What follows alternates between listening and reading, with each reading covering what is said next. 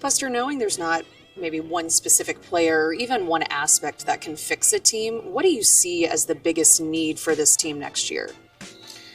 I think our focus is going to be on pitching, to try to fortify our starting staff. Same goes with the bullpen. I believe that pitching and defense wins, and so that's where we'll probably start looking this offseason when free agency does happen. Along those same lines, pitching obviously was an issue at times for the team this season. What was your big takeaway about, I guess, the importance of pitching depth for a team?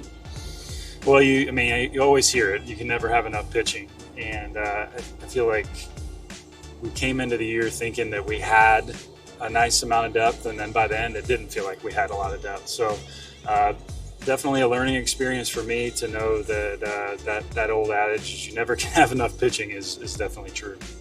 What did you learn about, I guess, young pitchers in particular? I mean, you said so much last offseason and this spring, and at the time it was true that the strength of this organization was young pitching, and ended up not really being for you there over the course of the year. Yeah, I think Zach mentioned this in the press conference earlier. I think he was spot on that maybe some of them didn't make the strides that we were hoping for, but sometimes some of these lumps that you take as a young pitcher can prove to be valuable learning lessons, and we're still excited about some of these young arms that we have, and believe that there's a path for them to help us win games. From the young arms to the most veteran arm in baseball, Justin Verlander, do you plan to have conversations with him this month about returning? We're open. I mean, he's been great. He was a great teammate. I personally felt like he pitched, even when he was probably receiving a lot of criticism early in the year, felt like he was still in a place that was putting us in a spot that we could win games. Didn't get a ton of run support.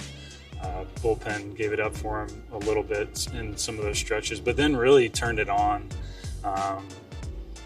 towards the end of the season, and pretty remarkable. I mean, for a guy that's soon, I guess, turns 43 in the spring, to be able to go out and compete against guys that some are half his age is pretty impressive.